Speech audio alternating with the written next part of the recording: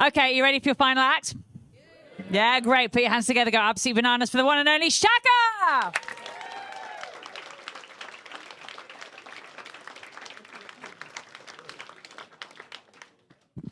Hello, my colonizers. How you doing?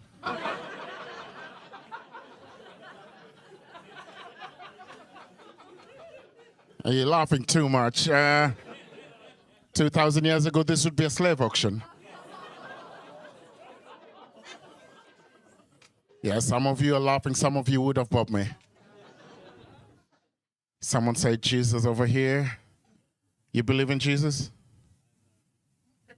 Pardon? No, but you still called him. All right. Jack was talking about how everyone goes back to, the one black woman in West Africa. That was my auntie.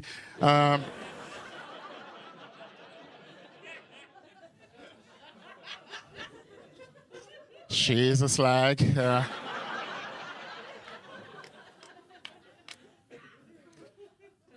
I'll tell you a little bit about myself. I'm from Kenya. No, I cannot run.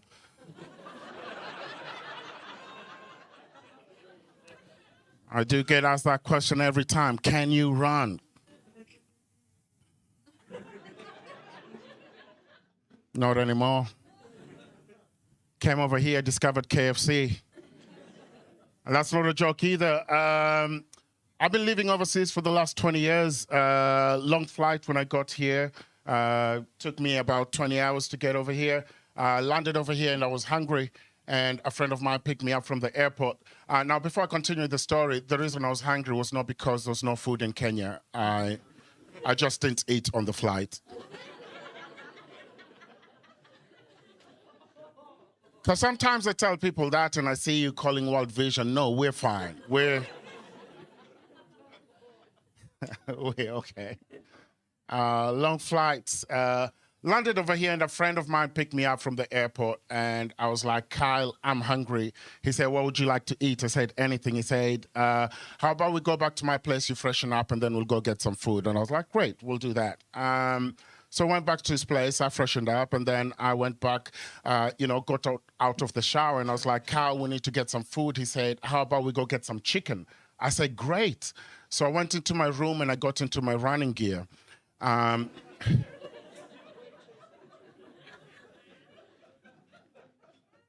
And then we got into his car, and I freaked the fuck out. I was like, how fast are the chicken in Liverpool?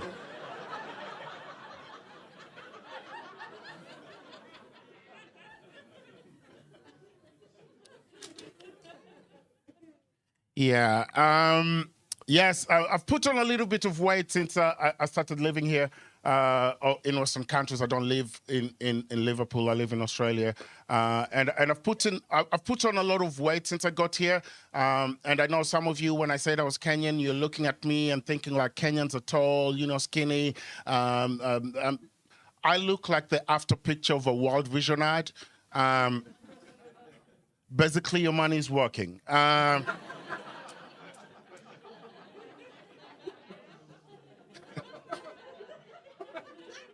Keep donating. No, I love it. I love it out here. I love being. I'm just here visiting my mom. She lives over here. I was watching a movie with her the other day, and I realized how much I don't like living with my mom. Because she talks throughout movies. Like everything that happens in a movie, she's got a commentary. Oh, why are they doing that? That's not so good. Oh my God, did you see that? What did they say? I'm like, Mom, the movie hasn't started. And we're watching a movie the other day, and she was commentating about it, and she started crying because it was like, it's so sad. Oh, the parents died. Oh my God, it's so cold. I'm like, Mom, it's frozen. Let's not do this again. But it's good visiting her. It's I've been traveling for a bit. I was in Edinburgh for the Fringe there. Any of you guys been to Scotland before? Yeah, beautiful place. I loved it. I just don't know what they did to the black people. I didn't see many very black people in Edinburgh. And the few that I saw worked security. I didn't know what was happening. I was standing outside one pub one day, just having a smoke, minding my own business. All of a sudden, a line formed next to me.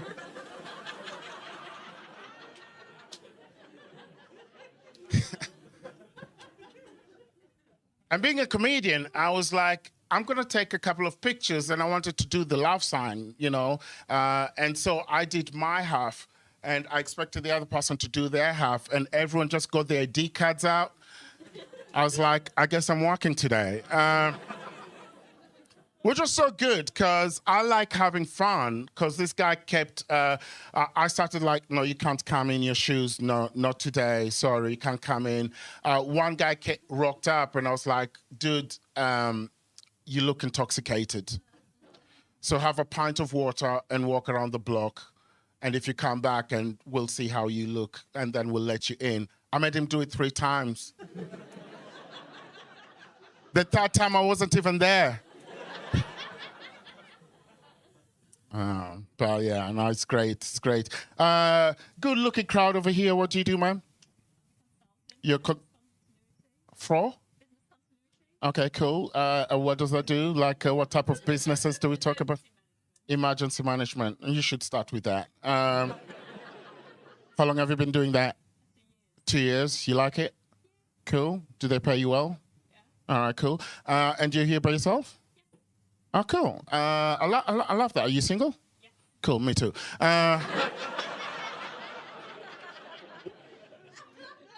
It's better than Tinder. And you guys are the couple that are not a couple? Just friends? How long have you been friends? 3 years. You have a boyfriend? Do you have a boyfriend? Sorry, the World Vision money is just for food, not English lessons. And what do you do? Boxing coach. Damn. And gas engineer. How did you guys meet? Through the gym. And then you just decided to be friends. They don't believe you, but...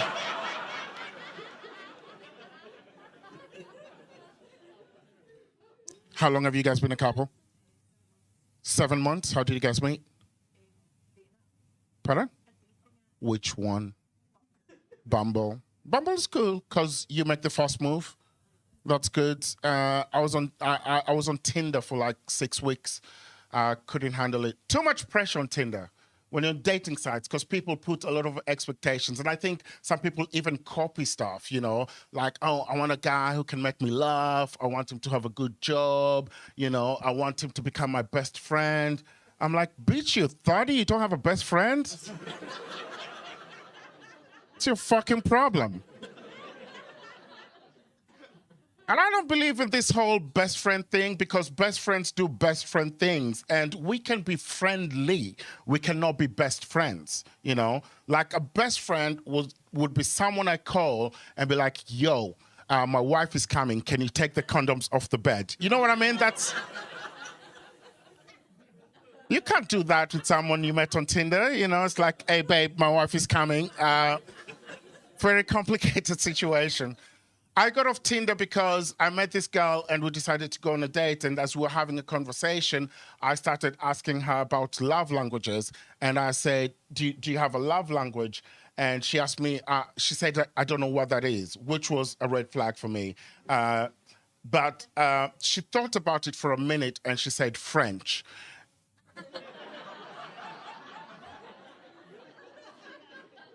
I was like, I'm out. I'm out.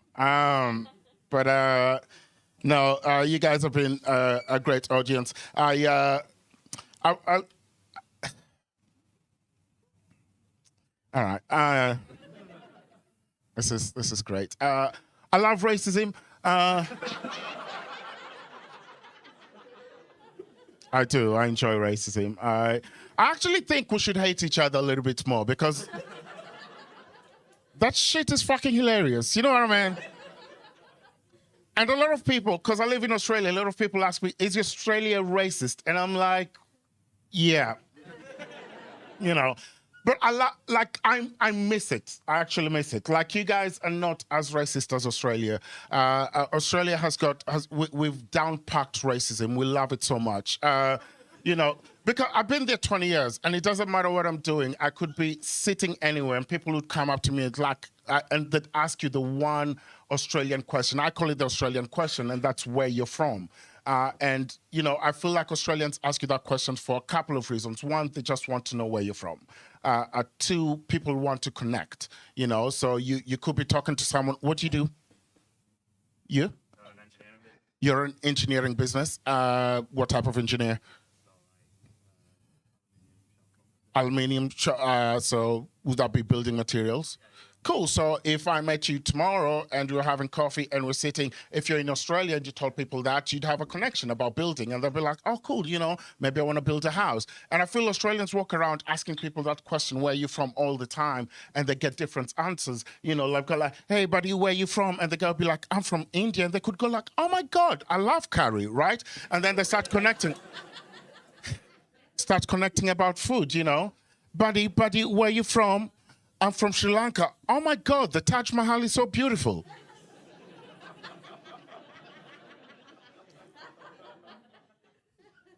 Mate, where are you from? I'm from Pakistan. I've been in a taxi. You know what I mean? And that's...